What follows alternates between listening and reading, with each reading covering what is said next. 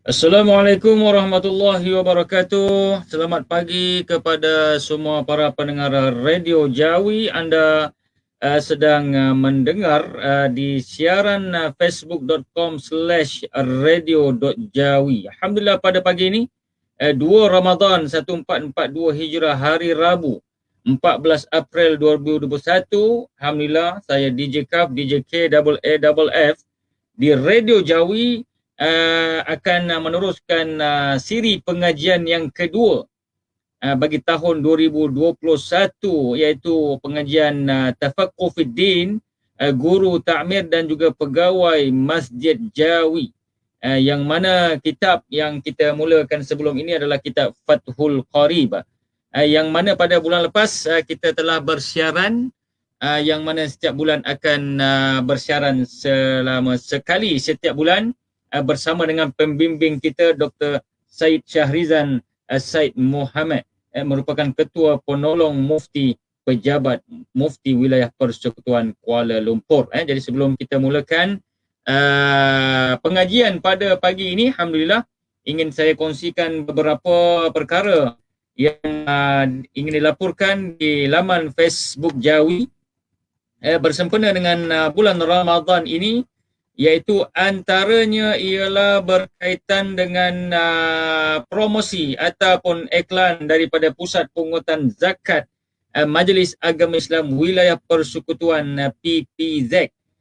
Dimaklumkan di sini segera menjadi yang terawal untuk turut serta menjadi pembayar zakat, yang mana cendera hati wakaf Al-Quran kepada 1,000 pembayar yang terawal yang menunaikan zakat serendah RM50 di kaunter PPZ Mawib. Jadi boleh dapatkan makluman dan keterangan di sini di kaunter PPZ Mawib, yang mana dibuka setiap hari sepanjang Ramadan termasuk cuti umum, bermula 8.15 pagi sehingga 4.30 petang, dan pada hari terakhir Ramadan 8.1 petang. Juga kepada yang ingin membayar zakat fitrah, yang ingin membayar zakat fitrah, anda boleh juga berjumpa dan merujuk kepada amil-amil yang dilantik oleh Majlis Agama Islam Wilayah Persekutuan di masjid-masjid di qaryah anda. Ingin saya kongsikan di sini juga di laman Facebook Jawi berkaitan dengan kadar bayaran zakat fitrah di wilayah persekutuan, iaitu ada 3, RM5, RM7, RM14. Anda boleh merujuk di masjid-masjid ataupun surau-surau yang dilantik amil yang bertauliah, yang diberikan tauliah oleh Majlis Agama Islam Wilayah Persekutuan. Jadi selamat berpuasa kepada semua umat Islam di wilayah persekutuan dan juga secara umumnya di Malaysia. Semoga kita dapat beribadah mewarnai amalan kita di bulan Ramadan pada tahun 1442 Hijrah dan juga pada tahun 2021. Jadi saya masih lagi menunggu guru-guru takmir dan juga pegawai-pegawai Masjid Jabatan Agama Islam Wilayah. Yang pertama, yang terawal memberikan respon, iaitu Mariam Sokin. Mungkin ada yang sedang mendengar ini boleh update di ruangan komen hadir. Jadi tolong maklumkan kepada rakan-rakan guru-guru takmir, pegawai-pegawai Masjid Jawi, sebelum kita bersama dengan pembimbing kita Dr. Syed Syahrizan yang sudah berada di dalam talian. Sebentar lagi kita akan menjemput beliau, lebih kurang seminit 2 lagi. Okey, yang kedua Masita Samsudin. Terima kasih, tolong update kehadiran semua di ruangan komen, yang mana kita akan memantau di sini guru-guru takmir dan juga pegawai masjid di wilayah persekutuan. Jadi saya akan menjemput Dr. Syed di dalam konti. Okey. Ustaz Syarif Muhammad juga, guru takmir dan pegawai masjid yang hadir. Tolong komen hadir. Ni dah bagi warning ni. Ustaz Syarif meninggalkan komen, yang mana kehadiran akan direkodkan. Jadi ini sebulan sekali bukan senang kita nak hadir dalam pengajian, lebih-lebih lagi bersama dengan Dr. Said Sarizan Said Muhammad yang merupakan Ketua Penolong Mufti, Pejabat Mufti Wilayah Persekutuan. InsyaAllah saya akan menjemput yang berbahagia Doktor. Assalamualaikum Doktor. Waalaikumsalam warahmatullahi wabarakatuh. DJ Kaf. Apa khabar Doktor? Alhamdulillah, seadanya sihat walafiat. Kita berjumpa sekali lagi pada siri yang kedua pengajian kita Fathul Qarib, Doktor. Ya, begitulah nampaknya. Okey, sambil kita menunggu kehadiran daripada semua. Lebih kurang pada ni akan meningkat insya-Allah dari semasa ke semasa. Pengajian kita lebih kurang sejam ke sejam setengah, Doktor ya. Insya-Allah. Insya-Allah. Jadi macam mana keadaan di sana, Doktor? Keadaan di sana sini okey, Putrajaya langit cerah ya. Macam tu jugalah. Tenang ya, satu bandar yang tak sibuk. Saya di Kuala Lumpur ni semalam kedengaran ribut. Oh ya, betul. Dan juga banjir kilat di Kuala Lumpur. Betul. Ya, betul. Allah. Ada masjid-masjid. Ya, ada masjid-masjid kita yang bumbungnya terbang, Doktor. Allah. Minta Allah selamatkan kita dan elakkan kita daripada malapetaka, insya-Allah. Ini ada ujian-ujian kita dalam bulan Ramadan, Doktor. Semoga kita diberikan kekuatan kepada mereka yang diuji, kita diberikan kesabaran untuk menghadapi ujian ini, Doktor. Jadi Doktor boleh teruskan pengajian kita pada pagi ini, dipersilakan Doktor. Baik, terima kasih. Bismillahirrahmanirrahim. Assalamualaikum warahmatullahi wabarakatuh. Alhamdulillah nahmaduhu wa nasta'inuhu wa nastahdihi wa nastaghfiruh. ونعوذ بالله من شرور أنفسنا ومن سيئات أعمالنا من يهده الله فلا مضل له ومن يضلل فلا هادي له أشهد أن لا إله إلا الله وحده لا شريك له وأشهد أن سيدنا محمدا عبده ورسوله اللهم صل وسلم وزد وبارك على سيدنا محمد عبدك ورسولك النبي الأمي وعلى آله وصحبه أجمعين سبحانك لا علم لنا إلا ما علمتنا إنك أنت العليم الحكيم رب اشرح لي صدري ويسر لي أمري واحلل عقدة من لساني يفقه قولي أما بعد. Alhamdulillah, alhamdulillah. Pertama sekali saya nak ucapkan ribuan terima kasih kepada DJ Kaf atas jemputan khusus pada hari ini, iaitu peluang yang diberikan kepada saya sebanyak ini kali yang kedua untuk menyambung kitab Fathul Qarib untuk guru-guru takmir dan begitu juga sidang penonton yang berada, tak kira lah guru takmir ataupun mereka yang berminat untuk sama-sama memberiahkan tafakuh fiddin ini, dan juga diraikan kepada semua guru-guru takmir yang sudi bersama-sama dengan saya dan DJ Kaf pada pagi ini untuk memberi sedikit perkongsian yang mana kita nak refresh balik ataupun kita nak cuba mendalami ilmu yang berkaitan dengan hukum fiqh ini. Jadi insya-Allah tuan-tuan dan puan-puan yang rahmati Allah Subhanahu wa taala, pengajian kita Fathul Qarib ini, pemilihan kitabnya sebenarnya dicadangkan oleh Sahibus Samah Datuk Mufti Wilayah Persekutuan. Di antara kitab fiqh yang sederhana ringkasnya yang bagus untuk dikongsikan kepada guru-guru takmir, terutama yang memang sudah ada asas dalam ilmu fiqh, maka refresh juga dan begitu juga untuk membincangkan dengan lebih mendalam, insya-Allah semampunya untuk kita kongsikan. Jadi insya-Allah seperti biasa metod yang saya cuba terangkan di sini iaitu penerangan berdasarkan nota yang disediakan dalam bentuk PDF, yang mana nota yang disediakan ini merupakan kitab Fathul Qarib itu sendiri di dalam bahasa Arab, memandangkan saya bersama dengan para masyayikh, para asatizah dan ustazat yang terkenal dengan keilmuan masing-masing. Jadi selayaknya lah kalau saya kongsikan dalam bentuk bahasa Arab, tidak ada dalam bahasa Melayu. Jadi insya-Allah mudah untuk kita dapati dalam bentuk PDF di Google search, insya-Allah boleh download, insya-Allah boleh dapat bus yang boleh dikatakan mudah lah, yang ada baris, ya, yang susunannya yang agak sistematik. Kalau zaman saya dulu tu belajar kitab Al-Iqna' Fathul Qarib dulu memang tak ada baris, ya. Jadi insya-Allah lah kali ini kita ada teknologi yang ataupun kesungguhan pengarang kitab ataupun pentahqiq kitab tu untuk memudahkan kita membacanya. Baik, tuan-tuan dan puan-puan dirahmati Allah Subhanahu wa taala, sebelum ini kita mempelajari pembahagian air, yang mana air mutlak, begitu juga air yang dikenali sebagai air yang suci dan menyucikan. Kemudian kita juga sudah mempelajari tentang air yang suci dan menyucikan tetapi makruh, seperti air musyammas.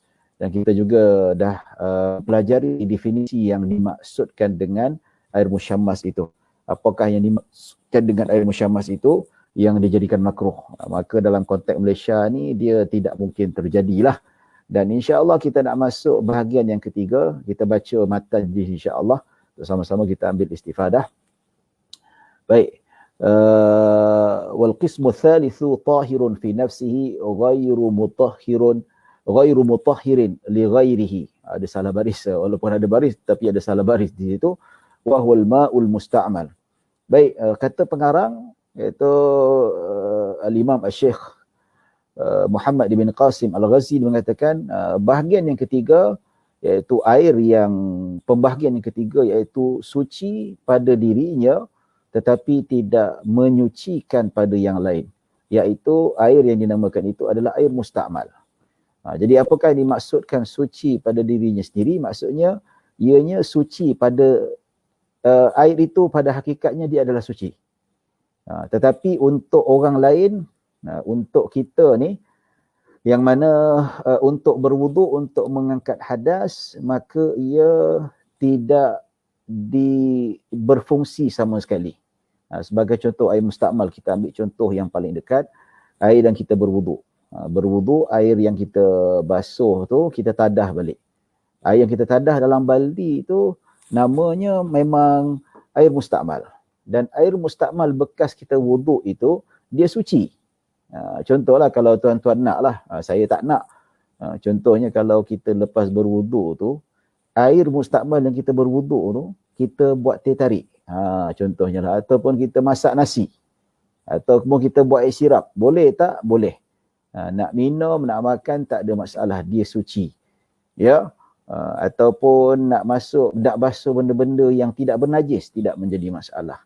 Tapi problemnya air mustakmal tu ghairu mutahhirin li nafsih. Maksudnya tidak berlakunya bersuci melalui air mustakmal itu. Maksudnya dengan air mustakmal itu kalau kita menggunakan ia ketika berwuduk dia tidak mengangkat hadasnya. Begitu juga dengan air mustakmal ini digunakan kita untuk menghilangkan najis, membersihkan najis, maka pakaian tu tidak terangkat najisnya. Tidak sah. Pakaian itu masih dikategorikan sebagai pakaian bernajis. Walaupun nampak zahir dah bersih, tapi syarat untuk membersihkan pakaian itu mestilah air mutlak. Tak boleh menggunakan air mustakmal.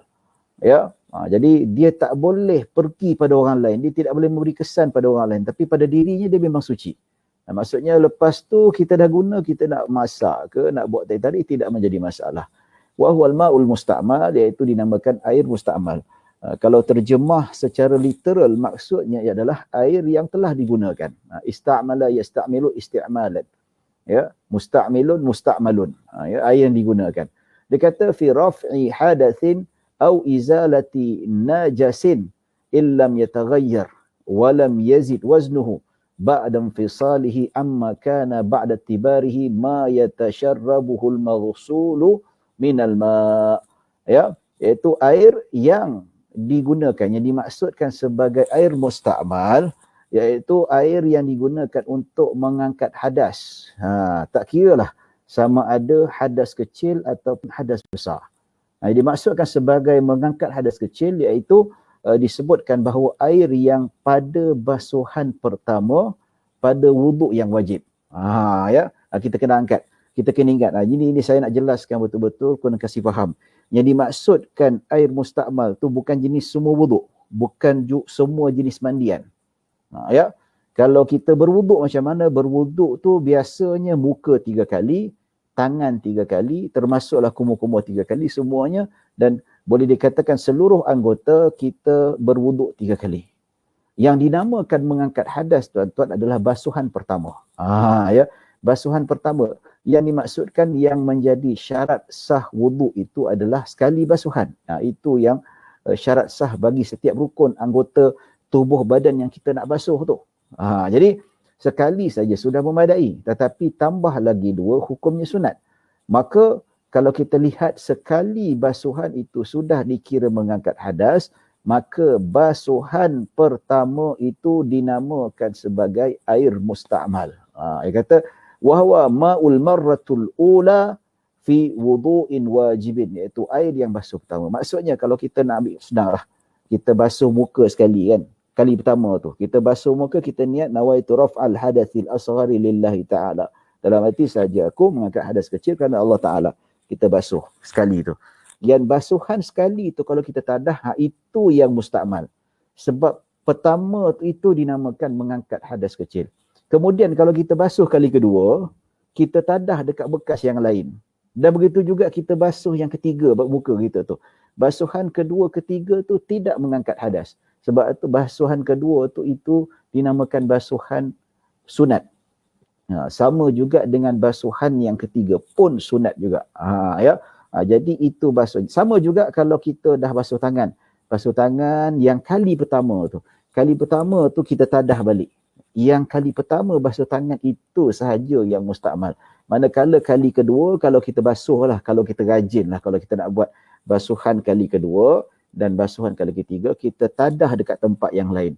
Tadah tu, maka kalau kita simpan untuk next wuduk, katakanlah wuduk kita dah batal, kita nak menggunakan air yang basuhan kedua dan basuhan ketiga itu dinamakan sebagai bukan musta'mal. Sebab apa? Dia dikira basuhan sunat, ya. Baik tuan-tuan dan puan-puan dirahmati Allah Subhanahu wa taala. Begitu juga mandi wajib. Kalau mandi wajib, bekas air mandi wajib itu juga dinamakan musta'mal. Manakala kalau mandi sunat seperti mandi sunat Jumaat, kalau mandi sunat hari raya, ya, maka ini tidak dinamakan sebagai air tu. Kalau kita mandilah, contohnya lah kan, kita mandi, kita tadah pakai besen. So mandi air sunat itu, mandi-mandian sunat, kita tadah. Maka air itu, kita jangan tengok dia berkeladak ke apa, tak ada, itu lain cerita tu. Ya, tapi kalau kita tengok air itu masih lagi kekal dengan sifatnya. Kita mandi pun tak pakai sabun dan air itu kekal, tidak berubah sifat. Maka kalau air mandian sunat itu tidak menjadi musta'mal. Ya, dia kekal suci dan menyucikan selagi mana tidak berubah sifat dengan ketara. Kalau walaupun mandian sunat, kalau kita tadah balik, tetapi dia berubah disebabkan sabun, sampai kita tak namakan sebagai air, kita namakan dia air sabun. Ya, walaupun dia bekas mandian sunat, tetapi tidak dikira sebagai air mutlak lagi. Kerana apa? Dia sudah berubah sifat. InsyaAllah kita akan bincangkan selepas ini. Ya, jadi itu hakikatnya. Ya, kaedahnya senang saja, iaitu bila air itu menjadi musta'mal, senang saja, iaitu air itu berwuduk ataupun mandi yang melibatkan wajib. Kalau wuduk wajib tu pun itu basuhan yang pertama, bukan basuhan kedua dan bukan basuhan ketiga. Ya, begitu juga mandi wajib. Kalau mandi junub disebabkan apa? Sebab keluar air mani, disebabkan bersubuh, disebabkan suci daripada haid, suci daripada nifas, ya. Maka ini kalau tadahan air ini, dia dijadikan menjadikan ia musta'mal. Tak boleh lagi kita nak guna, kita tak boleh nak reuse untuk wuduk yang akan datang. Dan begitu juga kita tak boleh nak gunakan untuk berwuduk sekali lagi, tak dibenarkan, ya. Tetapi kalau mandian sunat tidak menjadi masalah. Kalau dia tidak berubah sifat, maka ia kekal seperti air mutlak, iaitu suci dan menyucikan. Ya, baik, di sini tuan-tuan ada beberapa syarat yang mana disebutkan oleh para ulama. Macam mana kalau ia itu dikira sebagai air musta'mal? Ada beberapa syarat. Pertama, syarat itu mestilah digunakan untuk fardu taharah, taharah yang fardu, seperti wuduk yang wajib. Begitu juga mandi junub yang wajib. Ya, itu bila telah bekas air yang digunakan itu tidak boleh digunakan lagi untuk tujuan mengangkat hadas dan menghilangkan najis. Ya, pasal apa? Dia dikira sudah menjadi musta'mal. Ya, baik. Yang disyaratkan juga air yang digunakan itu sedikit, kurang daripada 2 kolah. Yang kita akan bincangkan nanti. Kalau air itu mencapai 2 kolah, kita duk guna berulang-ulang kali tidak menjadi masalah. Sebab dia ada kekuatan tersendiri seperti mana yang disabdakan oleh baginda sallallahu alaihi wasallam. Apa kata Nabi sallallahu alaihi wasallam? Allahumma salli ala Muhammad. In kana al-ma'u qullataini lam yahmilil khabath. Jikalau air itu mencapai 2 kolah, maka ia tidak menanggung najis. Maksudnya kalau di depan kita, katakanlah kalau depan kita ni ada segayung. Segayung ni tak mencukupi ataupun tidak mencapai 2 kolah air. So kita berwuduk, kita sapu, air itu masuk balik. Maka bila kita dah berwuduk, air mustakmal masuk balik, maka air itu tidak boleh digunakan. Atas sebab apa? Sebab air itu sedikit. Tetapi kalau air itu banyak, kata depan kita ni kolah, 2 kolah ataupun lebih, so berwuduk, masuk banyak macam mana sekalipun, kita rendam tangan kita macam mana sekalipun, ataupun kita rendam badan kita sekali macam mana sekalipun, ia tidak menjadi mustakmal. Macam contohlah, ada orang tanya saya, Ustaz, saya ni berjunuk, boleh tak kita nampak swimming pool, kita terus terjun saja niat, nawaitu raf'al hadathil akbar lillahi ta'ala, sahaja aku mengangkat hadas besar kerana Allah Ta'ala berbush, dia masuk, ya. Adakah mandiannya itu sah dan air di dalam kolam itu menjadi mustakmal ke tidak? Sebab kekuatan air itu dia kapasitinya melebihi 2 kolah. Ya. Maka ia tidak menjadikan air itu mustakmal kerana dia banyak. Tetapi kalau sedikit dia jadi isu lah. Dia jadi isu dan dia tidak ada kekuatan seperti mana yang diberitahukan oleh baginda sallallahu alaihi wasallam. Ya.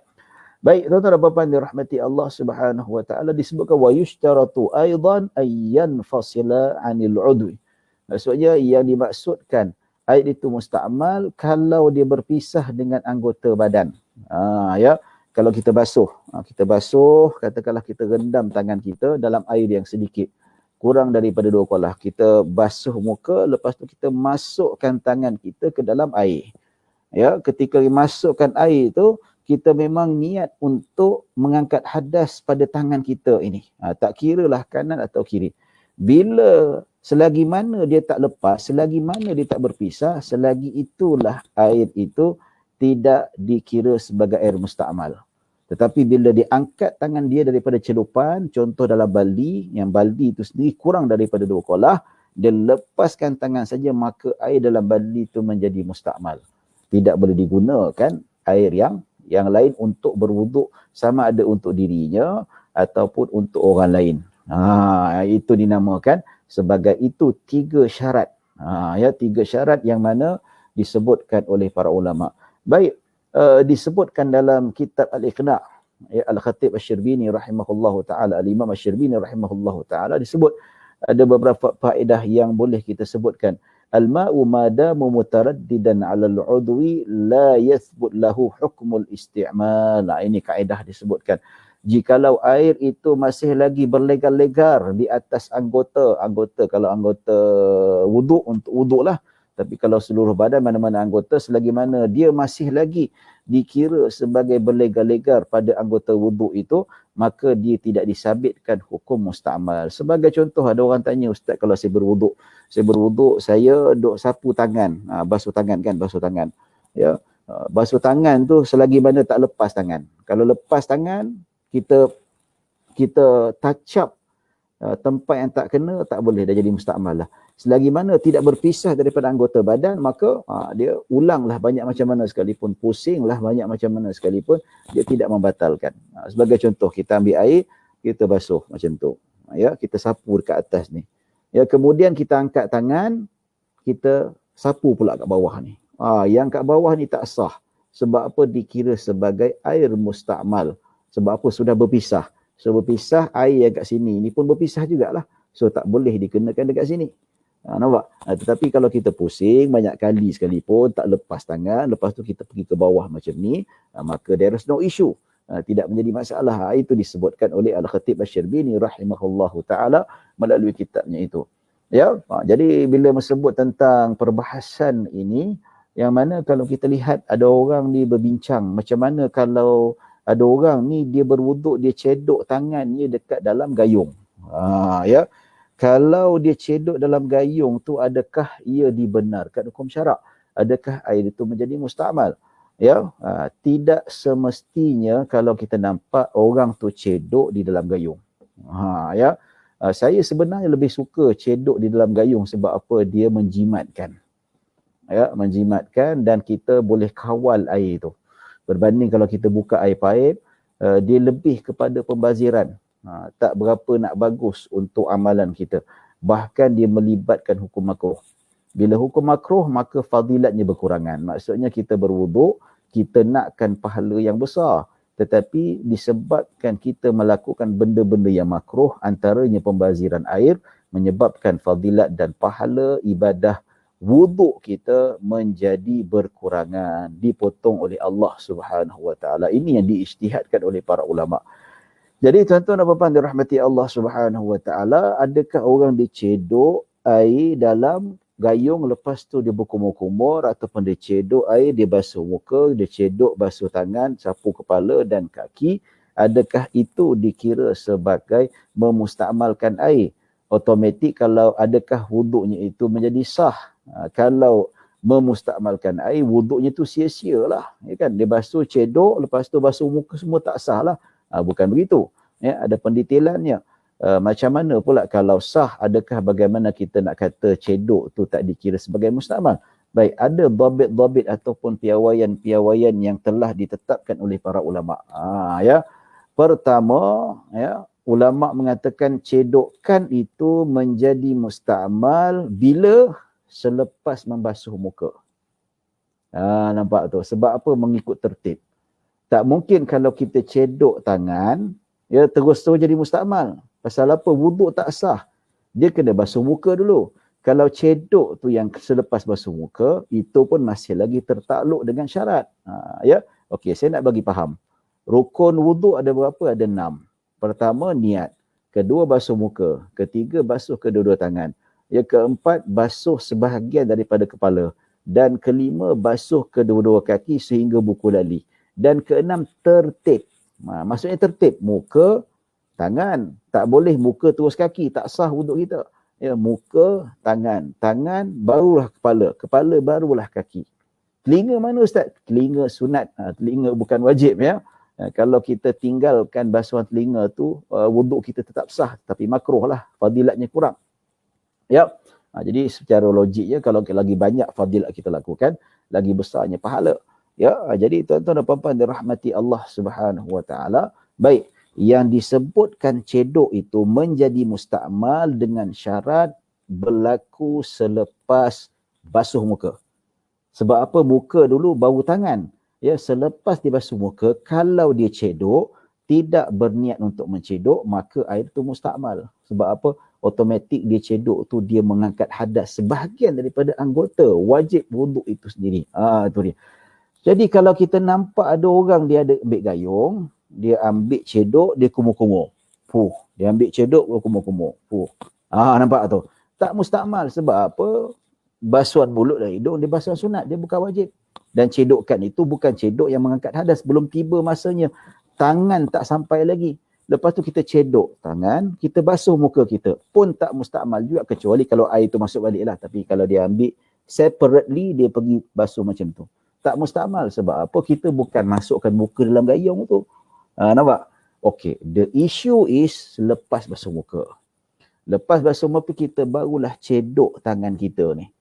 Cedok tangan kita ni boleh jadi mustakmal tak? Boleh dengan syarat. Dengan syarat yang mana mengikut pendapat mu'tamad dalam mazhab Syafi'i, kalau dia cedok ni dengan niat al-ightiraf. Ya. Selepas basuh muka, ketika dia cedok tu dengan niat dalam hati, niat untuk mencedok, bukan untuk mengangkat hadas tangan. Ya, sekali lagi, selepas basuh muka, dia ambil tangannya dua-dua tu, dicedok macam tu. Ketika cedok, dia berniat ightiraf, iaitu niat mencedok, bukan niat untuk mengangkat hadas kedua-dua tangan. Ya, maka cara begini tidak memustakmalkan air. Itu dia. So tuan-tuan kena buang mentaliti yang salah. Kita nampak ada orang dia cedok dalam gayung tu mustakmal. Tidak. Ya, syaratnya memenuhi syarat. Bahkan dalam kitab Taqrirat Sadi dah dia disebut, dinukilkan pandangan Al-Imam Al-Ghazali dengan Al-Imam Ibnu Makhramah rahimahumallahu ta'ala. Imam Ghazali dan Ibnu Makhramah dia kata walaupun dia tidak niat ikhtiraf mencedok sekalipun, air tidak menjadi mustakmal. Tapi kita pegang yang muktamad menurut majoriti ulama termasuklah Al-Imam Nawawi rahimahullahu taala, kalau dia cedok tak niat mencedok ataupun tidak niat ikhtiraf, maka automatik dia seolah-olah sudah mengangkat hadas pada tangannya selepas basuh muka. Maka air dalam gayung itu menjadi mustakmal. Ya. Tapi kalau kita nak settlekan benda tu macam mana? Senang saja. Ya. Selepas basuh muka, ketika nak cedok, niat iktiraf. Ya, niat cedok. Ya, niat cedok tak kena lafaz, tak payah. Memang kita buat tu, ya maksudnya dari segi sudut maksud definisi niat itu iaitu qasdu syai'i muqtarinan bi fi'lin ataupun bi fi'lih. Iaitu sengaja melakukan sesuatu di samping iaitu disertakan dengan amalan itu. So memang kita cedok dan hati kita berazam, memang kita nak cedok pun, bukan kita nak mengangkat hadas tangan tu. So bila kita niat cedok, tidak menjadi isu, tidak menjadi mustakmal. Dan ini kita perlu hadamkan betul-betul lah. Kita kena faham betul-betul. Sebagai guru takmir dia kena menguasai. Ya. Jadi ada orang kata, Ustaz saya tak nak pening kepala. Pasal apa? Payah cerita air mustakmal, cerita fiqah ni payah kata. Saya senang cerita, ambil mazhab Maliki tak ada air mustakmal. Terserah, kalau nak amal sendiri silakan. Ya, kalau ada keperluan tak ada masalah, ya bagi saya lah. Tapi kita dengan orang awam. Ya, orang awam kita ni air mustakmal ni sudah menjadi sebati. Kita tiba-tiba masuk masyarakat kata air mustakmal tak ada dalam mazhab Syafi'i, tak betul. Ataupun kita pakai mazhab Maliki. Orang kata kita mazhab Syafi'i ke mazhab Maliki? Ya, walaupun mazhab Maliki ada hujahnya dan kita anggap sebagai khilaf dan tidak ada siapa yang rajih, tidak apa yang apa, cuma kita mengambil pendekatan yang lebih berhati-hati, lebih selamat. Khuruj minal khilaf, keluar daripada khilaf. Kalau air itu mustakmal boleh berwuduk atau tidak, ataupun mandi junub atau tidak, ya, maka kita keluar daripada khilaf, kita ambil tidak boleh. Lebih selamat. Nampak tu jo? So kita kena tahu benda macam tu. Ya, jadi mencedok air ke dalam gayung tidak semestinya menjadikan dia mustakmal. Itu dia saya. Jadi tuan-tuan dan puan-puan dirahmati Allah Subhanahu wa taala. Jadi itu yang disebutkan sebagai mengangkat hadas. Ya. Jadi kita sebutkan juga sebagai mengangkat hadas ini yang mana bila dia berlaku tu, ya, yang dia berlaku itu selepas niat. Mustakmal tu dikira selepas niat.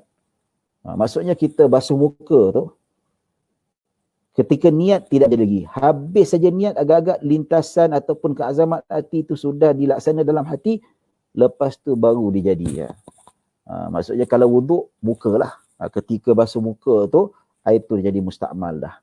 Ya. Kalau yang dinamakan sebagai mandi junub, bila semenjak dia start tu pada anggota pertama yang dibasuh dengan niat. Setelah niat itu termeterai, maka air tu menjadi mustakmal.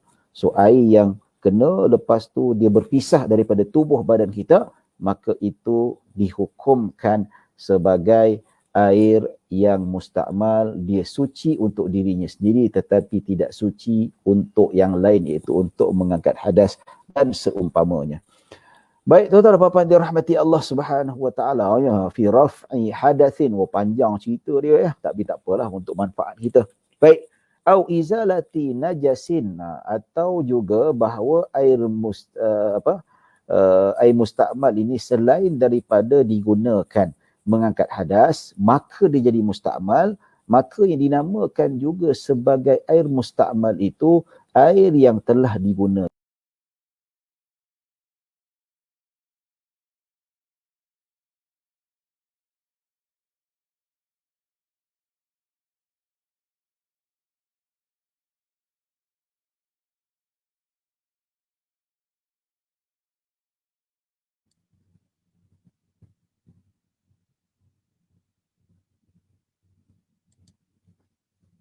Okey, minta maaf kepada semua guru-guru takmir, kita ada gangguan rangkaian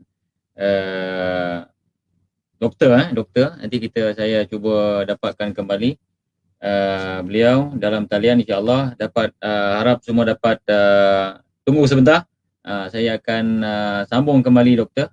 Mungkin ada masalah di sebelah sana, insya-Allah. Okey, tunggu ya.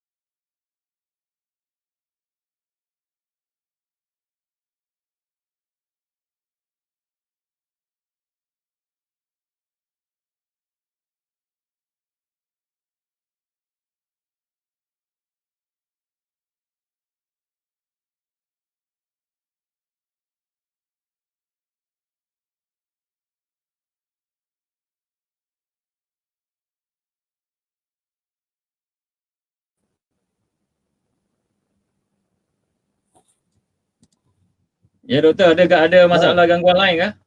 Oh, rasa mungkin internet sini tak berapa kuat. Jadi saya pakai saya punya internet lah.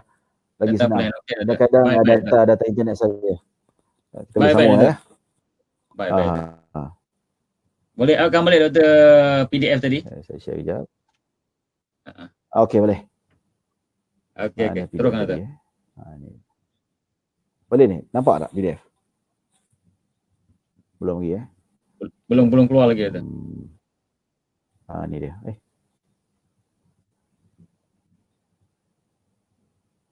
Mana PDF tadi ya? Tak nampak. Baik.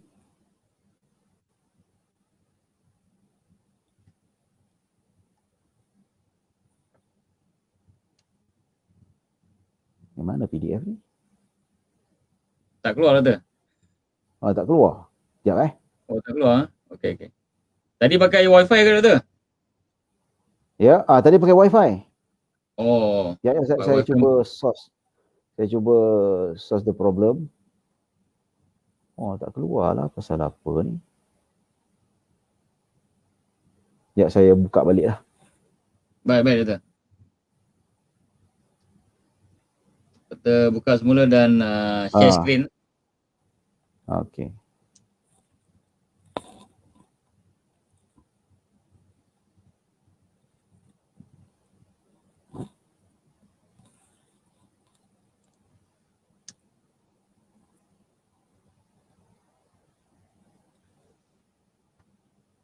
Wah, pelik. Kenapa tak keluar? Dia tak mau keluar doktor. Kalau dia doktor klik share tu, dia akan keluar di sini. Dia akan keluar di konti, saya akan upkan di sini. Tapi masalah dia tak keluar dekat sini ni. Oh, dia tak keluar.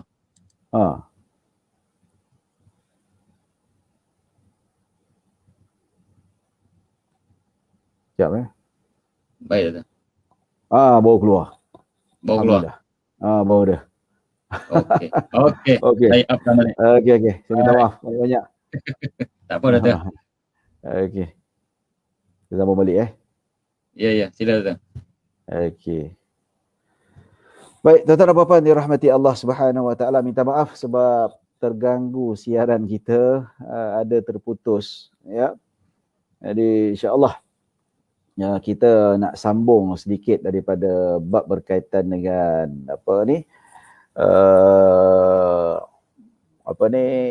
dinamakan sebagai air mustakmal ini, di mana kita sudah menceritakan tentang isu mengangkat hadas yang mana ia memustakmalkan air mutlak itu.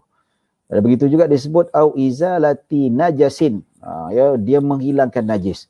Bila kita sebut tentang menghilangkan najis ini, air yang telah digunakan untuk menghilang najis biasa kita panggil sebagai air mutanajis.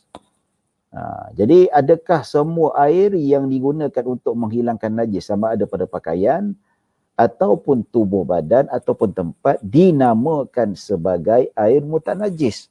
Jawapannya tidak semestinya begitu. Pasal apa?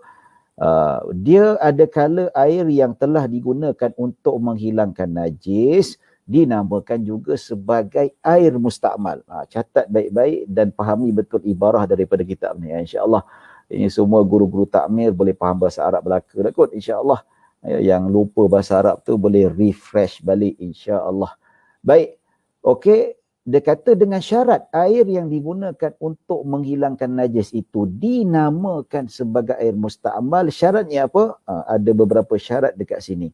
Illam yataghayyar walam yazid waznuhu ba'da infisalihi.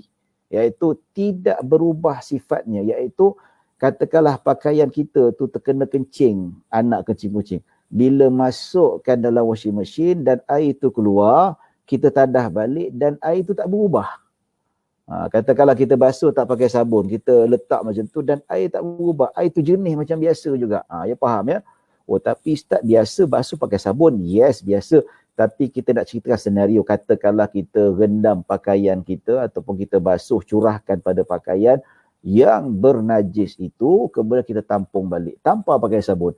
Lepas kita curahkan air itu dan air itu tak berubah sifatnya. Macam tu juga. Dan pakaian tu bersih, hilang najis dia. Dan kedua, walam yazid waznuhu, dan tidak bertambah beratnya. Kalau air tu asalnya 2 liter ataupun 2 kilo, selepas basuh pakaian tu berpisah dengan pakaian tu, berat dia tak tambah. Ba'da infisalihi amma kana ba'da tibarihi ma yatasharrabuhu al-maghsul minal ma'. Ya. Maksudnya setelah berpisah, macam mana diiktibarkan berpisah itu selepas yang dibasuh itu menyedut daripada kekotoran itu, daripada air itu, kemudian dilepaskan. So bila dia lepaskan, maka air itu tetap tak berubah sifatnya, nampak macam dia itu jernih juga. Dan kalau kita timbang, air itu kekal seperti air biasa, 2 kilo juga. Itu dinamakan sebagai air mustakmal. Nampak tak? Ya, tapi biasa kalau kita tengok pakaian yang kena air kencing sedikit sangat ataupun air kencing yang sudah tidak ada bau dan sebagainya. Tapi jarang-jarang berlaku lah. Tapi kalau pakaian tu bernajis, kalau kita basuh, memang kebiasaannya dia akan memberi kesan kepada air itu. Jadi itu juga dinamakan sebagai air mustakmal. So bila kita kata sebagaimanakah takrif definisi air mustakmal, air yang digunakan untuk mengangkat hadas. Ya, tapi kalau air yang digunakan untuk basuhan sunat tidak dikira sebagai mengangkat hadas. Ya, dan begitu juga air yang selepas digunakan untuk membasuh najis dan dia berpisah, yang mana air itu setelah berpisah dengan pakaian itu dan pakaian itu bersih, yang mana dilihat pakaian itu bersih dan air itu kekal dengan sifatnya dan begitu juga tidak bertambah beratnya. Ya, dengan campur kotoran, tidak, maka air itu mustakmal. Maksudnya dia suci tetapi tidak menyucikan yang lain. Ya, itu yang disebutkan oleh para ulama. Ya, baik. Jadi kita dah belajar sedikit tentang air mustakmal ini, maka insya-Allah kita nak pergi ke kategori yang seterusnya. Apakah kategori yang seterusnya, tuan-tuan? Ya, yang disebut sini, wal mutaghayyiru, ay wa min hadzal qismi al ma'u al mutaghayyiru ahadu awsafihi. Ya, yang dimaksudkan apa di sini? Air yang berubah sifatnya. Ya, air yang berubah sifatnya iaitu air yang kalau kita lihat, minta maaf. Ya, sama ada air yang berubah dengan sendirinya. Al-mutaghayyir itu al-ma'ul mutaghayyir, air yang berubah sifatnya. Sama ada dia berubah dengan sendiri ataupun dia berubah dengan campuran yang lain, iaitu bima'in dhamma ilaihi. Maksudnya air yang dicampurkan kepadanya, contoh sirap dan seumpamanya. Maksudnya air itu putih. So kadang-kadang dia bertukar. Jadi merah pasal apa? Kita campur sirap, kita campur kopi. Itu dinamakan air mutaghayyir. Ya, dan maksudnya air mutaghayyir dengan air musta'mal hukumnya sama, iaitu suci dan menyucikan. Contoh air mutaghayyir, air yang berubah ini tuan-tuan, apa dia? Iaitu air kopi, air sirap, ya, laici kang, apa lagi, air soya yang dicampurkan dengan air putih, air oren. Itu semua dinamakan sebagai air mutaghayyir yang berubah sifatnya, sehingga tak dipanggil sebagai air mutlak, tak dipanggil lagi air paip, ataupun tak panggil sky fruit, nampak tu, ataupun sky juice, bukan sky fruit, saya minta maaf, sky juice, ya. Orang dah panggil air sirap, panggil air oren dan seumpamanya, ya. Maka hukum air mutaghayyir ini iaitu airnya hukumnya suci, iaitu boleh minum, ya, boleh makan ataupun nak buat kuah. Contoh kita buat air sirap, kita buat kuah nasi kita, suka hatilah, tak ada masalah, no problem, ya. Hukumnya suci, tetapi dia tidak menyucikan lain. Contoh air sirap kita nak berwuduk, boleh tak? Tak boleh, tidak sah.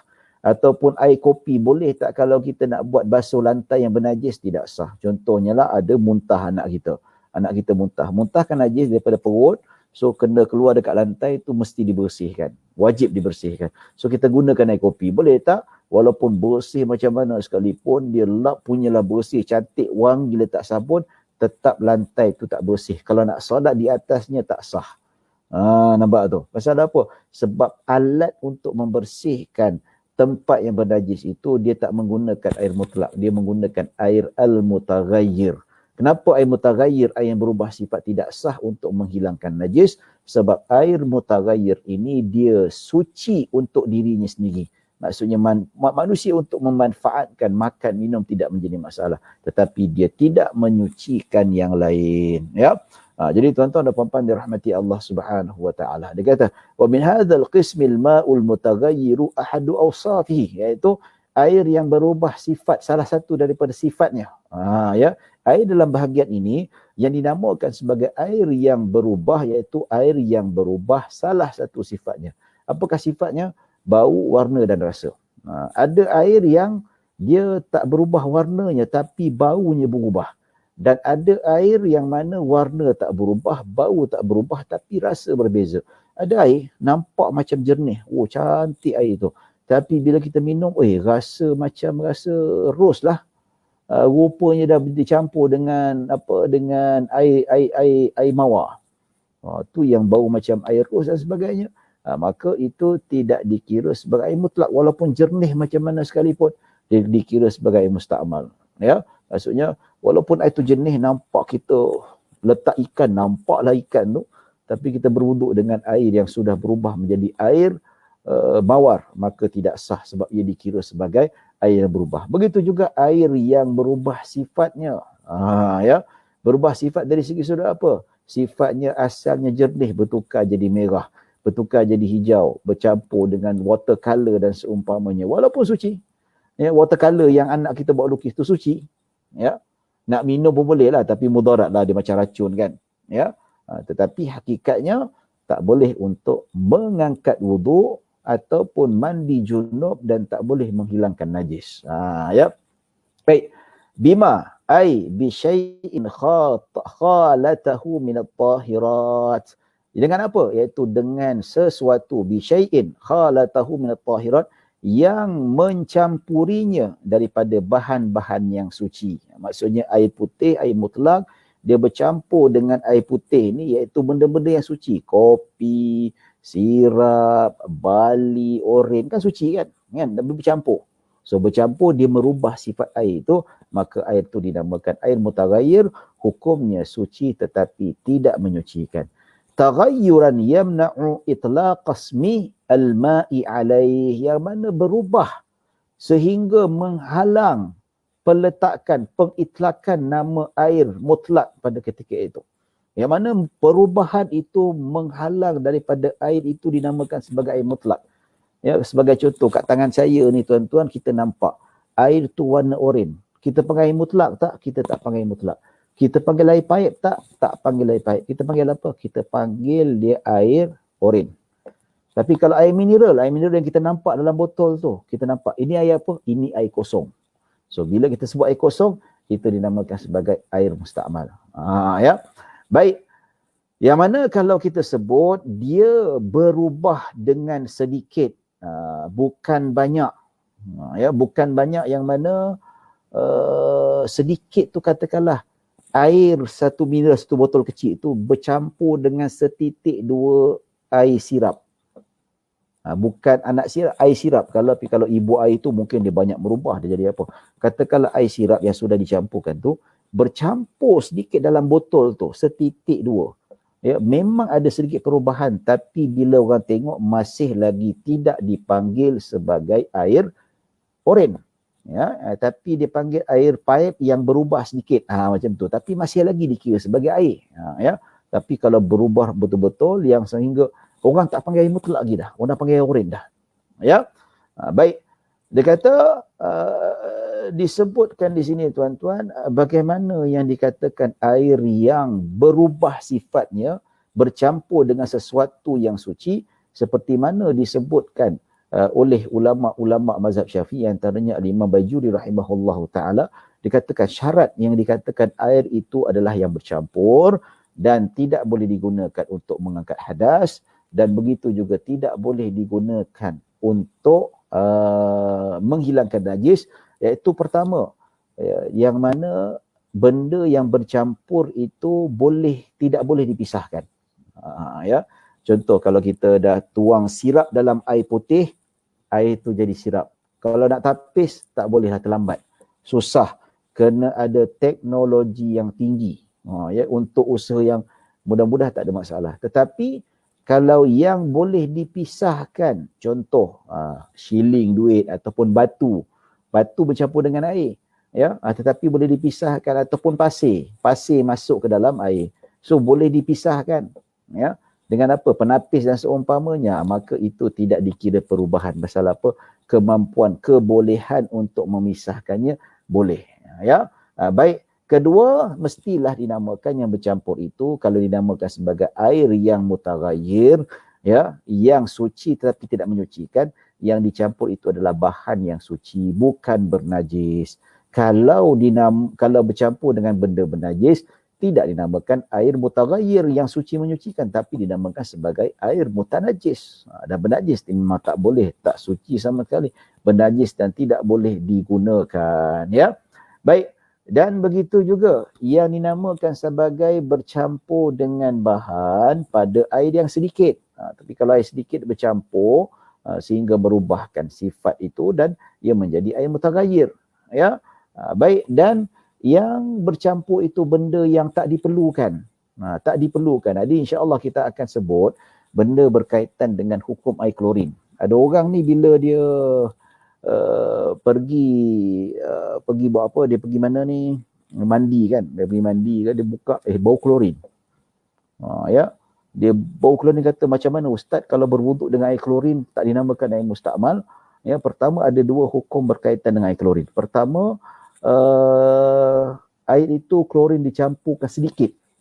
Tidak menarik hukum air mutlak. Maksudnya air itu kekal sebagai air mutlak walaupun ada klorin. Pasal apa? Percampuran dengan air klorin itu terlalu sedikit sehingga tidak merubah sifat. Orang tetap panggil air pahit. Ya, kecuali kalau klorin terlalu banyak sampai nampak keputihan dia, orang tak kata ini bukan air pahit, ini air klorin. Tapi yang diletakkan sedikit sehingga orang masih lagi panggil, kalau ikut pada zahirnya nampak kepahitan dia ataupun air putihnya itu, tidak menjadi masalah. Dan kedua,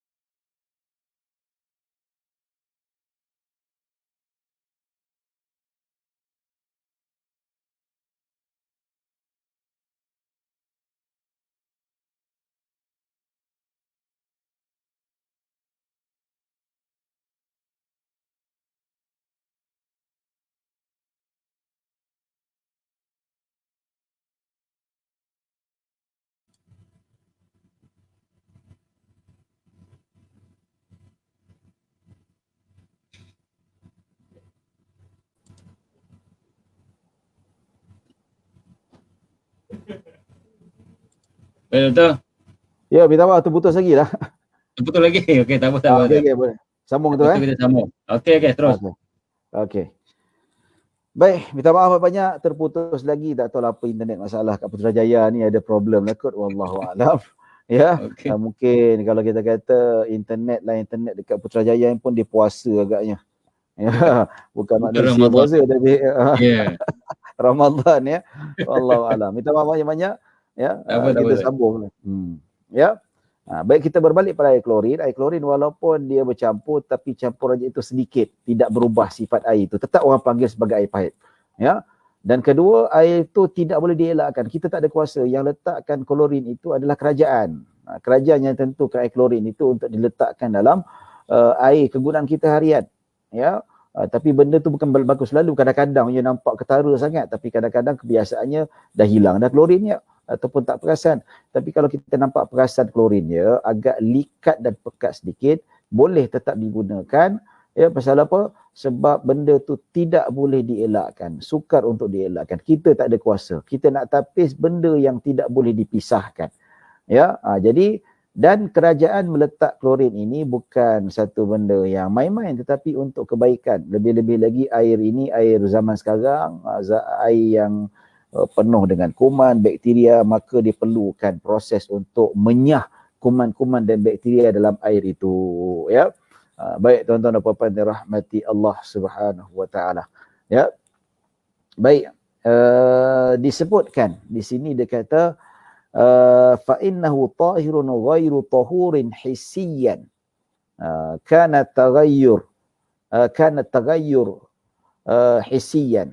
Ya, maksudnya dia kata air yang mutaghayyir, air yang berubah sifatnya itu, ya, yang berubah sehingga menarik nama air mutlak, tak dinamakan lagi sebagai air mutlak, dia suci tetapi tidak menyucikan macam air urin, air sirap. Ya, hissiyan kana taghayyur.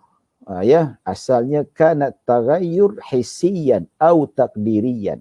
Ya, ada takdim dan takhir kat sini.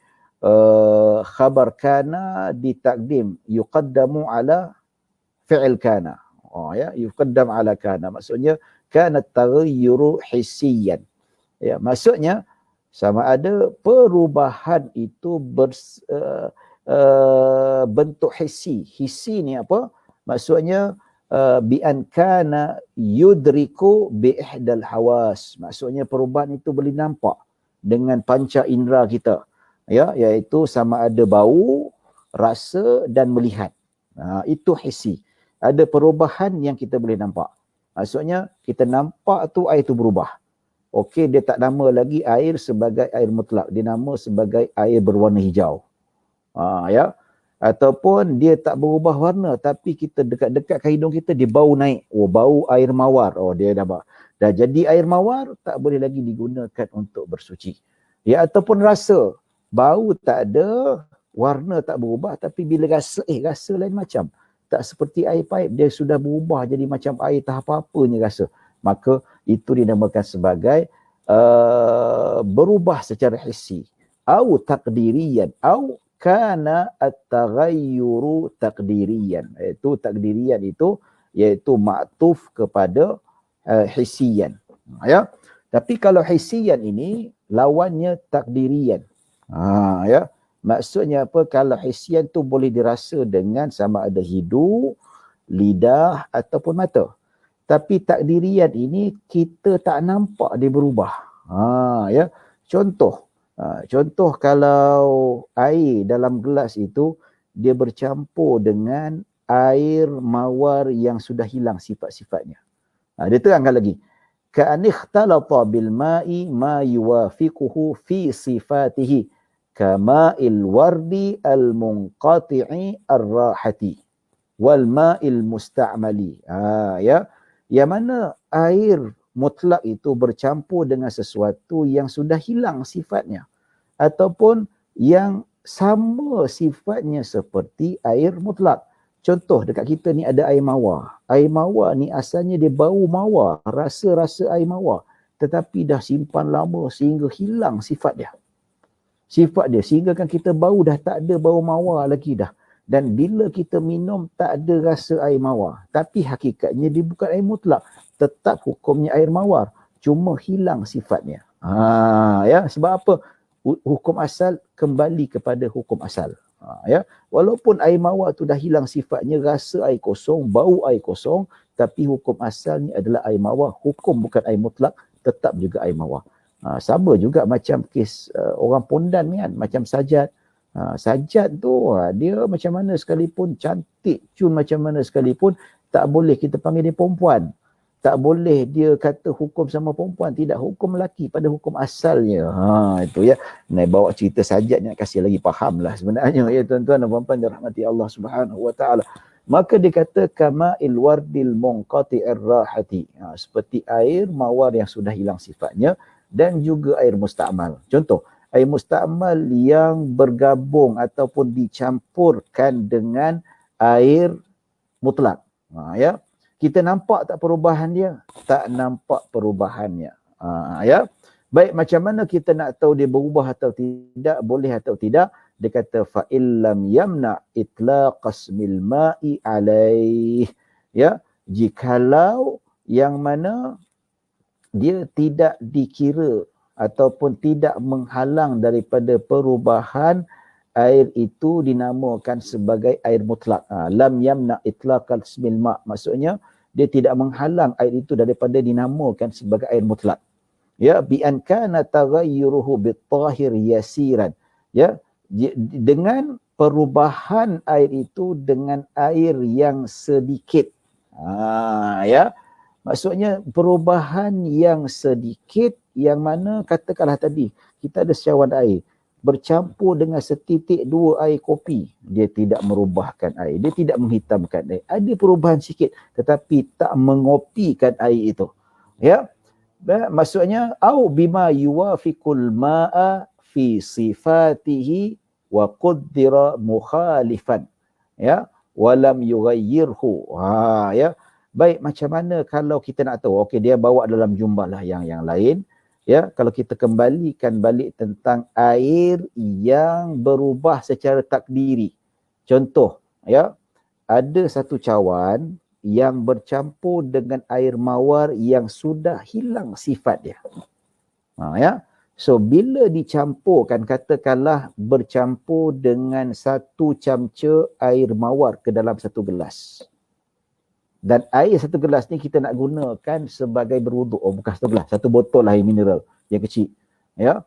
So, termasuk air mawar dalam tu. Anak kita duk main-main, pop, air mawar tu tertumpah. Air mawar tu asalnya ada bau, ada rasa, tapi dah hilang sifat dia. Bercampur dengan air mineral dalam tu, tuan-tuan. Kita nak berwuduk. Dan kita tahu dalam botol air mineral tu ada bercampur air mawar yang sudah hilang sifat dia. So, macam mana kita nak tahu kesan air mawar itu memberi kesan kepada air ni atau tidak? Ya, maka di situ dikata qaddira mukhalifan. Maka ditakdirkan benda yang berlainan dengan dia. Mukhalifan, contoh benda yang sama kuat dengan dia, tuan-tuan ya. Ya, contohnya kalau kita kata ma yuwafiqu sifati, maksudnya air yang bersama sifatnya, maksudnya dia gunakan air yang maksudnya boleh kita jadikan sebagai perimeter, dia nak berubah atau tidak. Ya. Contoh kalau air itu nak tahu dia berubah warna ataupun sifat ataupun dari segi rasanya, kalau rasa kita gunakan air rumman. Rumman ni air buah delima. Ya, bau dia. Ya. Kalau warnanya warna asir ataupun warna jus. Kita nak tengok. Ya. Kalau baunya daun al-ladhan. Al-ladhan ni tak tahu Arab ni saya tak pernah jumpa lagi. Kalau zaman dulu tu digunakan untuk basuh pakaian.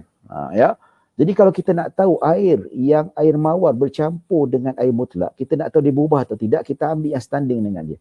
Kalau yang berubah rasa, kita ambil jus air Allahumma salli ala Muhammad, air delima.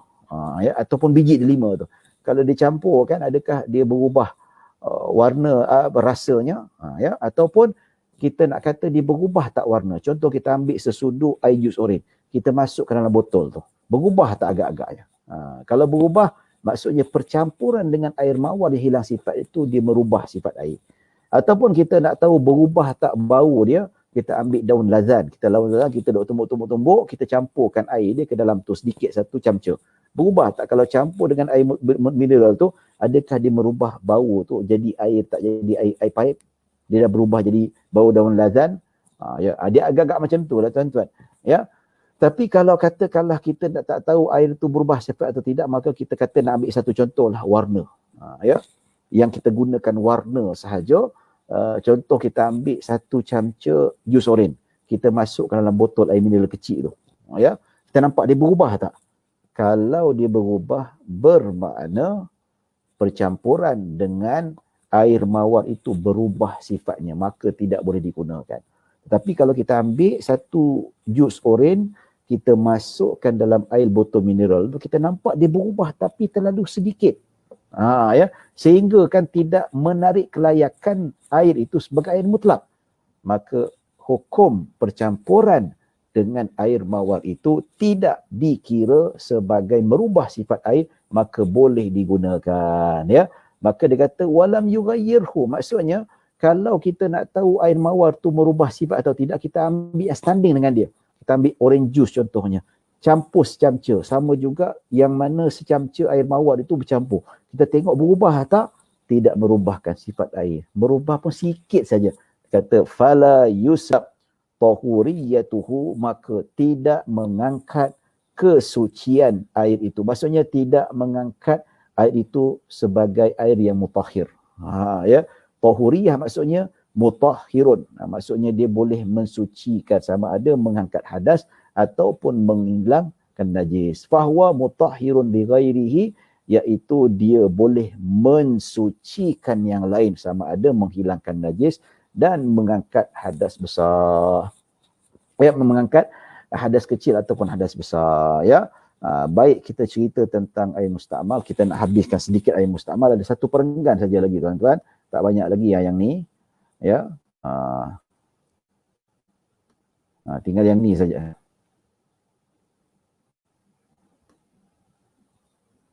Kita nak baca yang ni tu. Last. Ya. Sebab tu masuk yang keempat pula, iaitu air yang dinamakan air bernajis.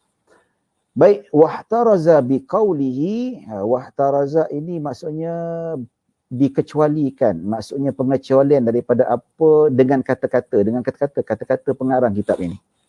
Maksudnya kalau air yang bercampur, maksudnya tak semua air bercampur itu dengan bahan yang suci dinamakan air mutaghayyir, yang suci tetapi tidak menyucikan. Dia kata wahtaraza biqaulihi, ada pengecualian.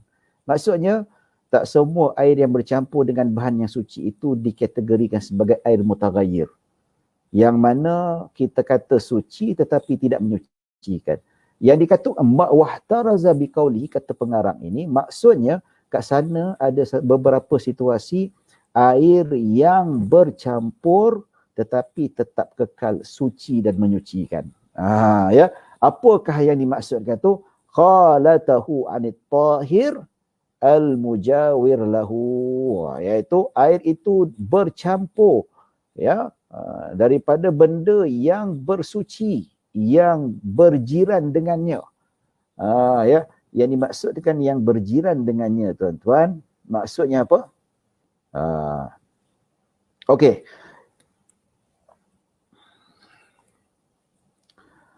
Okey, seperti contoh ada kolam air. Kita satu taman ada kolam air. Dan kolam air itu, sebelah kolam air itu ada kayu ud. Tahu kayu ud? Kayu ud kan yang wangi tu kan. So kayu tu, pokok kayu tu memang betul-betul sebelah pokok tu.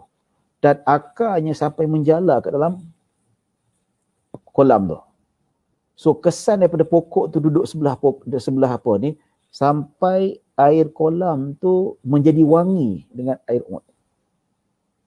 Kalau kita ikutkan kaedah yang sebenar, air tu bila bercampur dengan apa ni, ud tu, sifat dia dah berubah. Betul tak? So bila kita kata sifat dah berubah, adakah air kolam yang terkesan dengan pokok oat yang kejiranan dengan dia itu menjadikan air mutaghayyir suci tapi tidak menyucikan? Kata ulama tidak. Ya. So air kolam yang berubah bau dia. Air tak berubah, rasa tak berubah, tapi bau je berubah, wangi kayu oat. Masih boleh tak untuk berwuduk? Boleh, tak ada masalah. Kata dah berubah, ya memang berubah, tapi perubahan yang tidak boleh dielakkan. Sebab apa? Memang pokok tu sebelah tu. Takkan nak roboh apa nak tembang pokok tu, tak. So mustahil. Makanya kalau kita nampak benda ni ialah benda ini nampaknya Islam ni mudah. Ya, sebagai contoh. Maksudnya contoh apa lagi yang disebutkan dalam kitab Hasyiah Baijuri. Ya. Yalah benda-benda seperti itulah, seperti kayu oat dan seumpamanya. Begitu juga kalau kita kata contohnya lah kan, pokok duduk sebelah kolam. Bila musim autumn saja, dunia daun tu berguguran. So bila daun berguguran sehingga daun itu merubah warna air tu. Ya. Adakah air ini dinamakan air mutaghayyir yang tidak boleh bersuci dengannya? Tidak. Sebab apa? Sebab dia kira mujawir. Tak boleh nak dielakkan. Katakanlah daun jatuh, berubah air tu jadi coklat sikit. So masih boleh untuk berwuduk walaupun dia berubah. Pasal apa? Dia mukhalat anit tahir al-mujawir. Maksudnya dia bercampur dengan bahan yang berjiranan yang tidak boleh dielakkan. Ya. Baik. Fa innahu baqin ala tuhuriyatihi walau kana taghayyuru kathiran. Dan air itu kekal suci dan menyucikan walaupun perubahan itu banyak. Sebagai contoh, kita air kolam yang duduk sebelah kayu oat, dia punya bau wangi. Kalau kita mandi, badan kita wangi. Macam kita mandi dengan minyak wangi. Tetapi tetap juga boleh kita gunakan untuk berwuduk. Pasal apa? Sebab berjiranan, tak boleh dielakkan. Ataupun daun-daun pokok tu jatuh di atas kolam, daun-daun kering tu sehingga kekeringan itu merubah sifat air itu. Tetap boleh walaupun tak jernih tapi berubah, tetapi sebabkan dia adalah kejiranan ya yang sukar untuk dielakkan. Dia kata, dan sama lagi wa kadza al mutaghayyiru bi mukhalitin la yastaghni al ma'u anhu. Ya, yang mana begitu juga air yang berubah, iaitu wa kadzal ma'ul mutaghayyiru, iaitu air yang berubah dengan bercampur benda yang la yastaghni anhu, maksudnya benda yang tidak boleh nak dielakkan juga. Benda yang memang diperlukan. Maksudnya benda tu mustahil tak ada dalam air, memang ada. La yastaghni anhu, maksudnya benda tu yang diperlukan dalam air tu. Maksudnya kalau ada kolam mesti ada tanah. Kalau ada kolam mesti ada lumpur. Mesti ada ada apa yang hijau-hijau tu. Lumut. Nampak? Seperti lumut. Qatinin wa tuhlubin, seperti tanah dan lumut. Nampak tu? Nampak? La yastaghni anhu, benda tu memang tak boleh lari, benda tu memang diperlukan. Bila sebut kolam, tanah mesti ada. Sama juga sungai. Sungai mesti ada pasir, tanah kan? Ya, kalau kita tengok air itu berubah disebabkan pasir ataupun tanah dalam sungai, itu tidak menjadi masalah. Sebab apa? La yastaghni anhu. Benda itu diperlukan. Benda itu tidak boleh dielakkan. Benda itu tidak boleh dijauhkan. Wa tuhlub, kata pun kita nampak kolam, bila kita kocak-kocak, dia keluar dia punya lumutnya itu sehingga dia berubah air itu. Itu pun tidak menjadi masalah. Pasal apa? Sama juga benda itu tidak boleh dielakkan. Ya, wa ma fi maqarrihi wa mamarrihi. Ya, apa yang ada di dalam tempat dia duduk, tempat air itu bertakung. Wa mamarrihi, tempat air itu mengalir. Katakanlah air itu mengalir, kita buka aliran itu, dia melalui atas longkangnya itu, kat longkang tu ada lumut. So dia langgar lumut tu, air tu berubah. Kita pun tak ada. Walaupun air tu berubah dengan lumut, tidak menjadi masalah sebab itu tidak boleh dielakkan.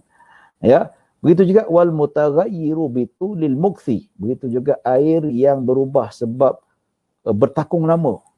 Ya, pun tidak menjadi masalah sebab la yastaghni an la yastaghnil ma'u anhu. Tak boleh, tak nak memang ada. Ya, maka itu dimaafkan. Itu tidak dinamakan sebagai air yang berubah yang tidak boleh untuk bersuci, tidak. Ini yang mujawir dan la yastaghni anhu, itu dikira perubahan yang masih kekal sebagai air mutlak, iaitu suci dan mencucikan. fa innahu tahurun, ia tetap sebagai air yang suci. Ya. Baik tuan-tuan dan puan-puan dirahmati Allah Subhanahu wa taala, ya hampir 1 jam setengah juga, ya, yang mana kita lihat inilah insya-Allah sebagai satu pengisian yang mungkin untuk kita refresh balik tentang hukum air ni tuan-tuan. Maka kita mudah-mudahan dapat memberi manfaat kepada kita semua dan bermanfaat kepada saya juga untuk ulang kaji. Dah lama tak baca kitab bab tahara ni, kita buka balik, kita mengulang kajilah apa yang kita belajar dengan masyayikh kita dulu. Dan begitu juga tuan-tuan.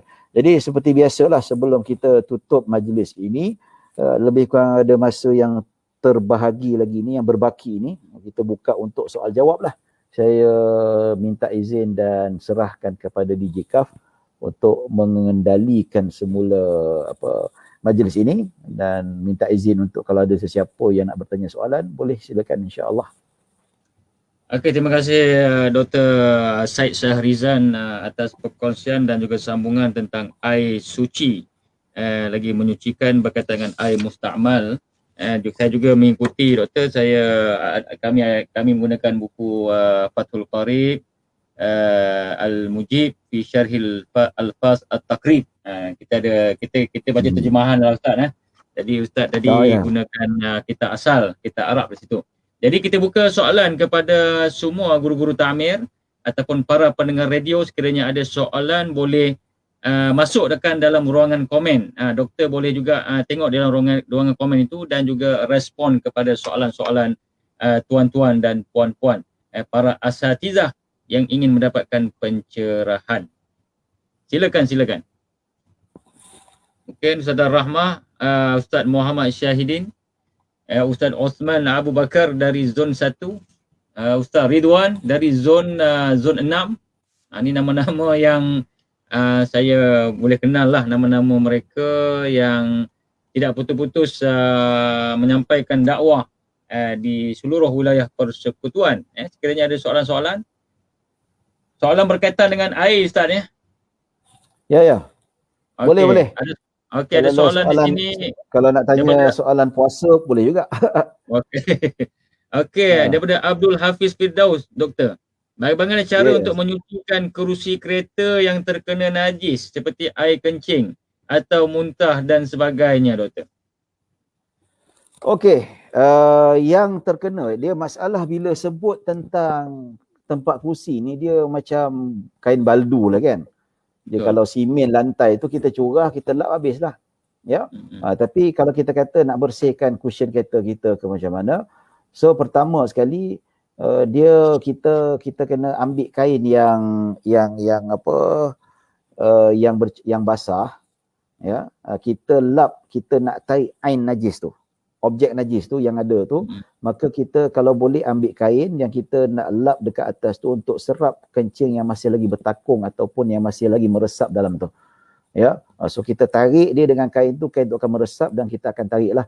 Kemudian selepas itu kita ambil air sabun, kita basuh dan kemudian kita bilas.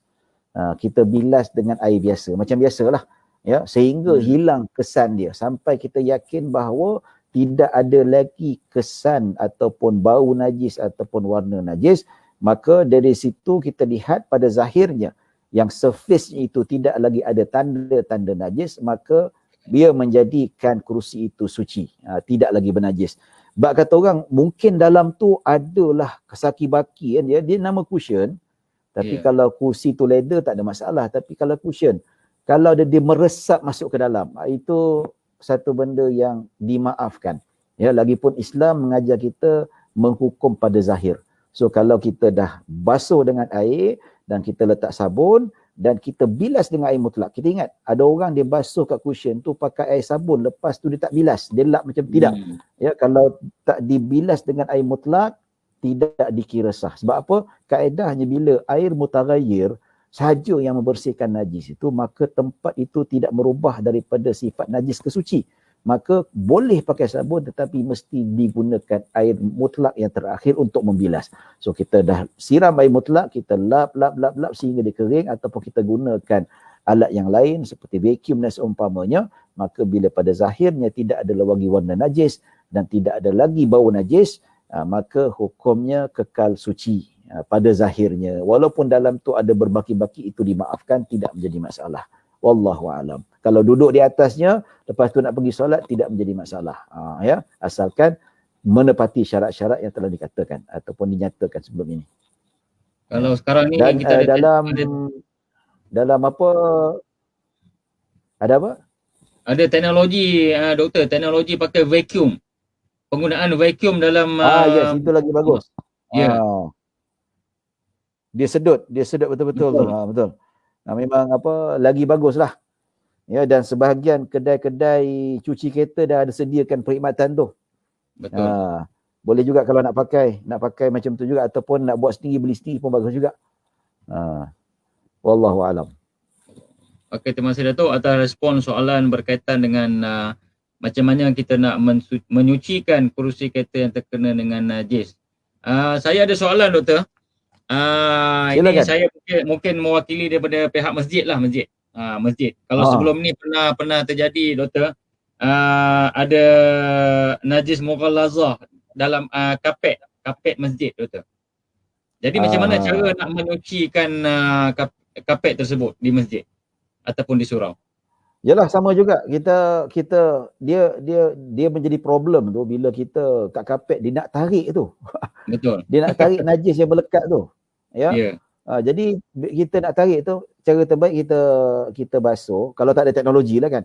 Kalau tak ada teknologi, kita seram dengan air mutlak, kita basuh dengan air sabun, kita gosok. Macam mana kita nak tarik najis tu, kita gunakan kain kering. Ya. Dah basuh sabun tu kita tarik. Maksudnya kita basuh dengan 7 kali basuhan. Kalau najis mughallazah tu. Ya. Iaitu yang pertama tu dengan air tanah, sedikit tempat yang kena tu curahkan sedikit, dan air tanah tu dia nampak tanah lah, dia tak adalah pekat tanah betul macam lumpur, tidak. Yang nampak coklat-coklat tu, itu dah okey dah. So siram sedikit, kemudian disiram sebanyak 6 kali.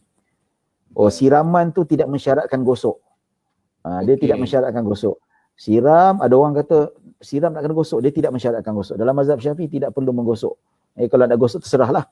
So lepas tu dia siram, buat berapa kali? 1, 2, 3, 4, 5, 6. Ya. Lepas tu kita ambil kain kering, kita tekap. Tekap nak tarik air tanah tu dengan air yang kita curah tu, tarik. Lepas tu dah kita rasa memang kain kering tu menarik, maka kita ambil air dan kita basuh dengan sabun pula. Ya, sebab kotoran tanah apa semua kan, tarik basuh. Ya. Lepas tu kita bilat, kita kalau banyaklah guna kain kering ni. Tekap balik dengan tempat yang sabun tu, kita tekap balik. Nak tarik balik sabun tu, kita tekap. Lepas tu dah habis tu, kita ambil air mutlak, siram lagi sekali. Siram, lepas dah siram tu, kita rasa memang yakin dah memang dia meresap dan sebagainya, ambil kain Allahumma salli ala Muhammad, kain kering satu lagi, tekap dan gosok, dan kita rasa yang dia boleh menyedut kapet itu. Dia agak complicated sikit lah, tapi hakikatnya dalam hadis untuk menyucikan najis mughallazah macam itulah cara dia. Kan? 7 kali basuhan dan kena banyak tekap, dan ataupun ada teknologi yang lagi bagus, yang lagi senang, pakai vacuum tu lah. Kita basuh 7 kali, lepas tu sedut. Lepas tu basuh pakai sabun, sedut. Lepas tu bilas dengan air mutlak, sedut. Senang. Ya, itu lagi bagus lah, lebih bagus. Tapi kalau tak ada teknologi, kita gunakan kain kering untuk menarik kotoran yang melekat di dalam kapet itu. Wallahu. Tapi tetap kaedahnya kena menggunakan 7 kali basuhan. Wallahu a'lam. Wallahu a'lam. Okey, ada soalan daripada Putra Juan. Dia bertanyakan, Assalamualaikum Doktor, saya Tahir dari Guru Takmir dari Labuan.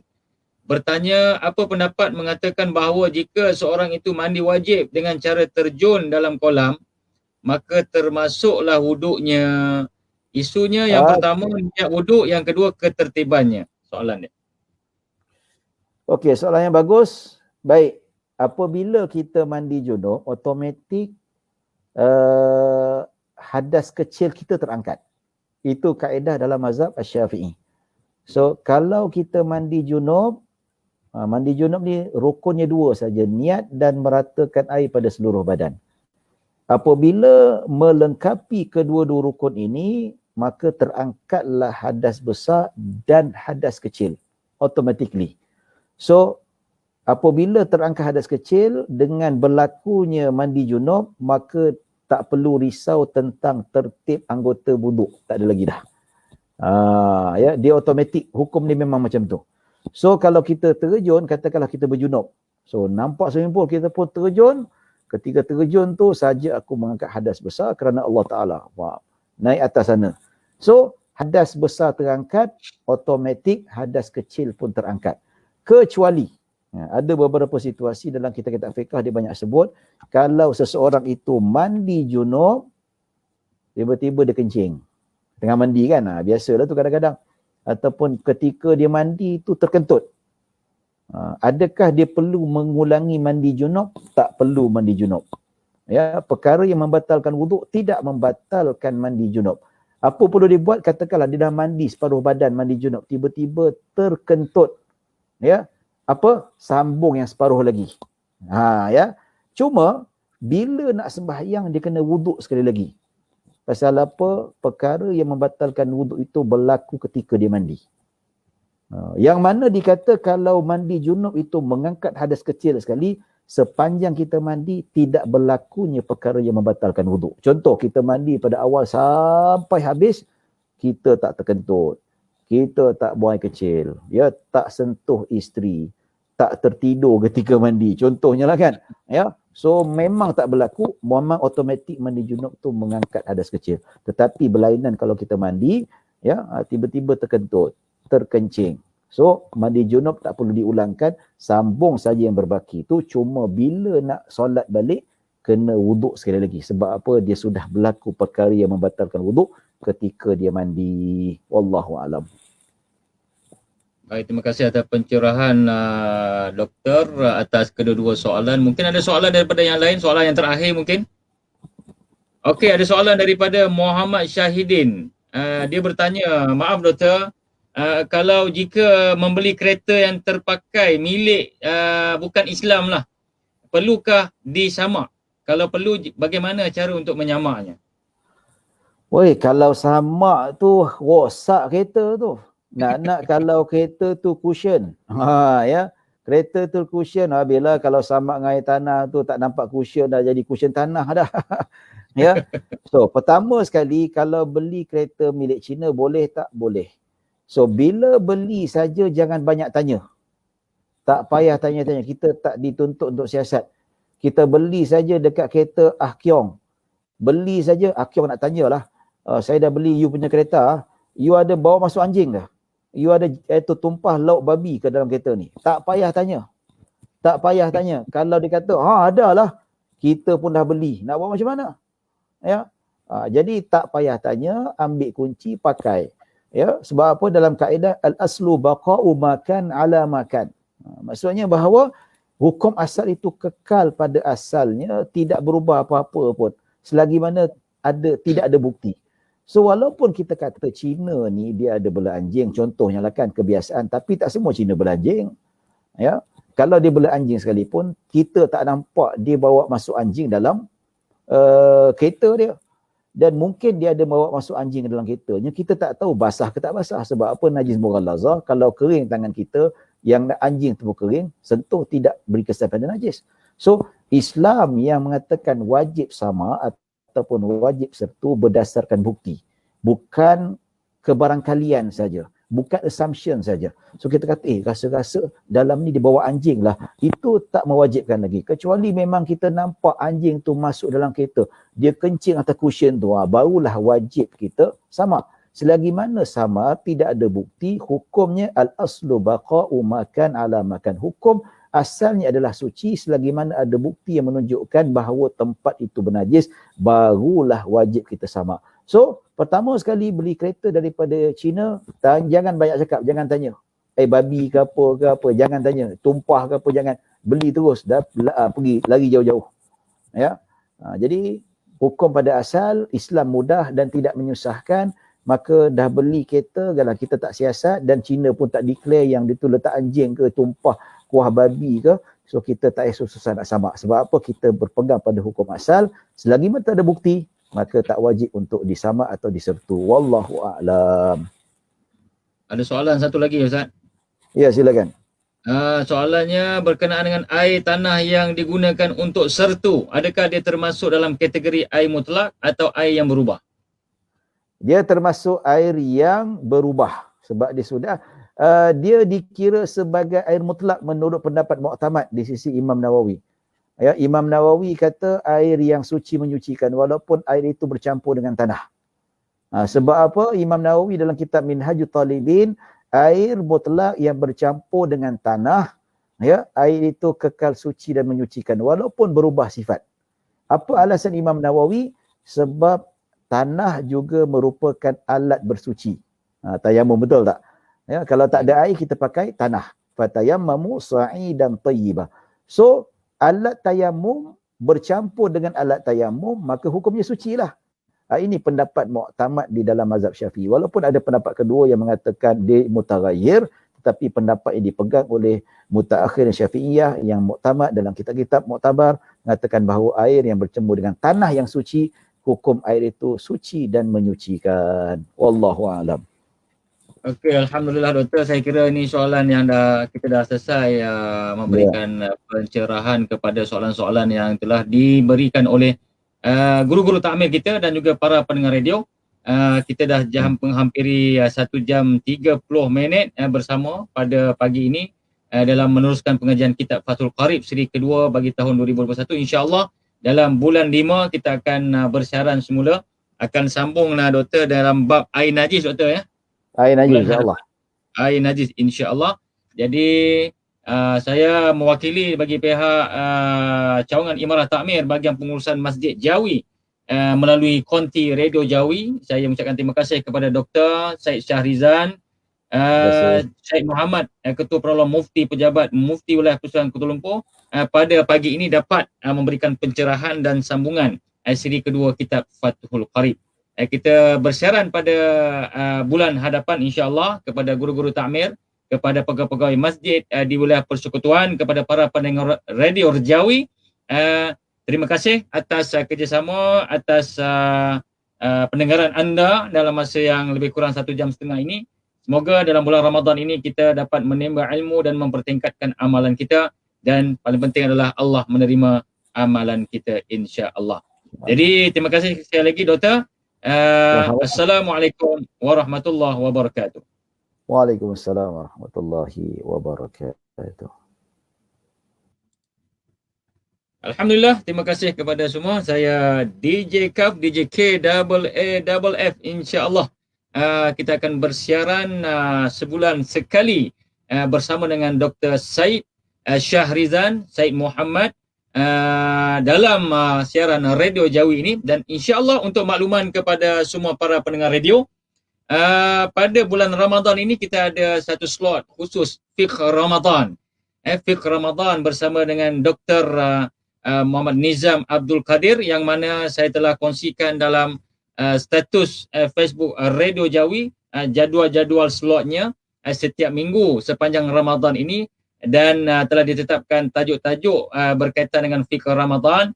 Jadi sama-sama kita menyokong, sama-sama kita ambil peluang, panjang-panjangkan kepada mungkin kenalan kita, rakan kita, kerabat kita berkaitan dengan ibadah di dalam bulan Ramadan. Sekali lagi saya ucapkan terima kasih kepada semua.